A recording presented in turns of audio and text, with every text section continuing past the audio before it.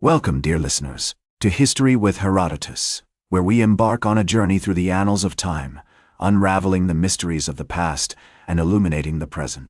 Today, we find ourselves at the threshold of one of the most pivotal moments in modern history, the Napoleonic Wars. This epic conflict, which spanned over a decade, would reshape the landscape of Europe, leaving an indelible mark on the course of human events. As we delve into the origins of this transformative era, let us first set the stage. It is the late 18th century, and the air is alive with the whispers of revolution. The year 1789, and the streets of Paris are abuzz with the spirit of liberty, eagle-light, Récolite, Paternite. The French Revolution, with its clarion call for freedom and equality, has sent shockwaves throughout the continent, inspiring both admiration and trepidation in equal measure. On July 14, 1789, the storming of the Bastille marked a turning point in the revolution, as the people of France rose up against the monarchy and the entrenched powers of the ancient regime.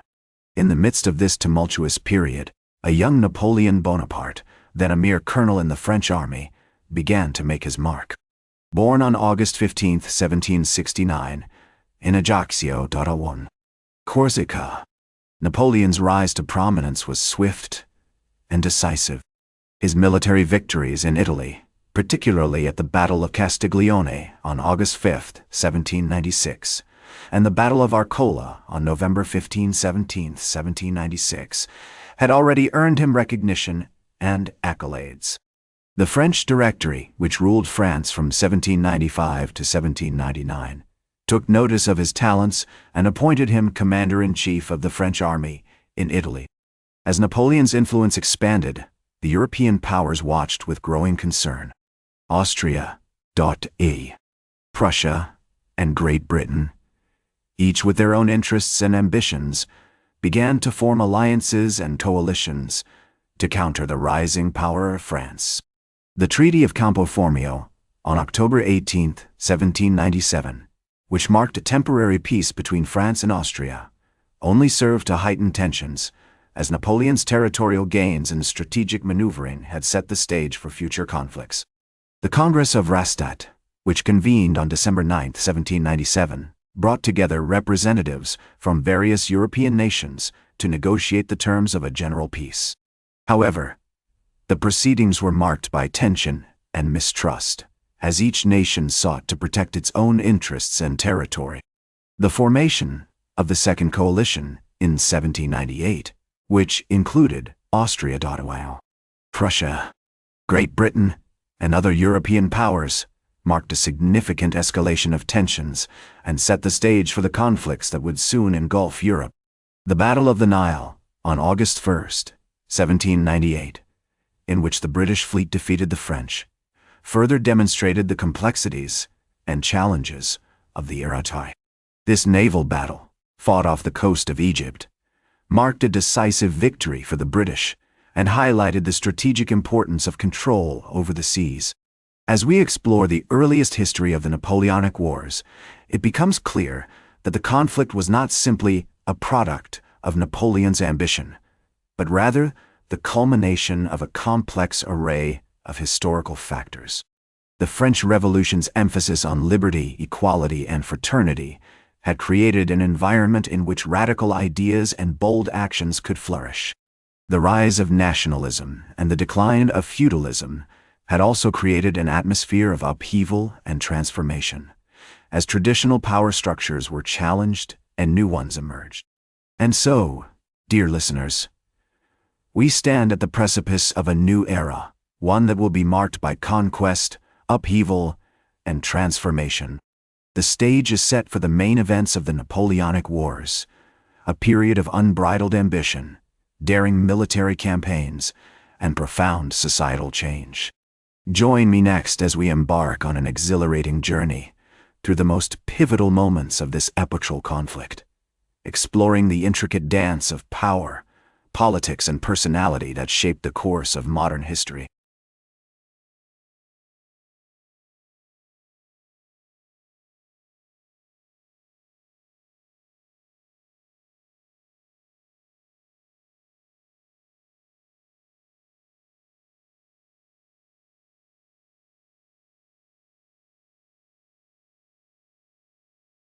Welcome back to History with Herodotus, where we continue our journey through the annals of time, unraveling the mysteries of the Napoleonic Wars. It is the year 1799, and Napoleon has just seized control of the French government in a bloodless coup, marking the beginning of his reign as Emperor of France. With his characteristic flair for strategy and tactics, Napoleon set out to expand France's borders, conquering much of Europe and redrawing the continent's map. The Battle of Marengo on June 14, 1800, was a decisive victory for Napoleon, as he defeated the Austrian army and secured control over northern Italy. This triumph was followed by the Battle of Hohenlinden on December 3, 1800, where French forces under the command of Jean Moreau defeated the Austrian and Bavarian armies, cementing France's dominance over Central Europe. As Napoleon's military campaigns swept across Europe, he implemented a series of reforms aimed at modernizing the continent. The Napoleonic Code, introduced in 1804, was a comprehensive set of laws that established equality before the law, protected individual rights, and promoted social mobility. This groundbreaking legislation had far-reaching consequences, shaping the course of European history and influencing the development of modern democracy. However, not all European powers were willing to submit to Napoleon's vision for a unified continent. The British, in particular, remained a thorn in his side, with their powerful navy and stubborn resistance to French expansion. The Battle of Trafalgar on October 21, 1805, was a crushing defeat for the French and Spanish fleets, as Admiral Horatio Nelson led the British to victory, securing control over the seas and limiting Napoleon's ability to project power beyond Europe. Despite this setback, Napoleon continued to push forward, driven by his insatiable ambition and strategic genius. The Battle of Austerlitz on December 2, 1805, was one of his most brilliant victories, as he outmaneuvered and defeated a combined Austrian and Russian army, solidifying his hold on Central Europe. As we explore this pivotal period in history, it becomes clear that Napoleon's impact extended far beyond the battlefield. His reforms, though often imposed through conquest, helped to spread the ideals of the Enlightenment and promote social change throughout Europe. The rise of nationalism, sparked by Napoleon's emphasis on national identity and self-determination, would go on to shape the course of modern history, as nations across the continent began to assert their own unique cultural and political identities. And so, dear listeners, we find ourselves at the height of Napoleon's power, with his empire stretching from the Iberian Peninsula to Poland, and his influence felt throughout Europe. The stage is set for the next chapter in this epic conflict, as the great powers of Europe begin to stir, sensing an opportunity to challenge Napoleon's dominance and shape the course of history. Join me next as we explore the tumultuous final years of the Napoleonic Wars, marked by dramatic battles, shifting alliances, and the ultimate downfall of the French Empire.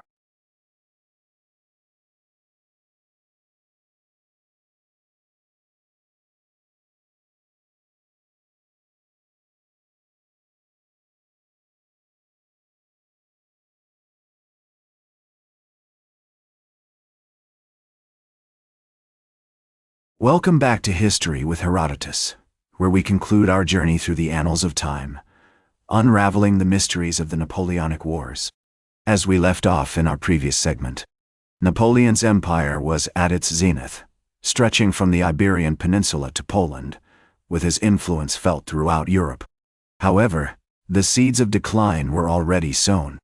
The disastrous invasion of Russia in 1812 marked a significant turning point, as the harsh winter and resilient Russian resistance decimated Napoleon's army.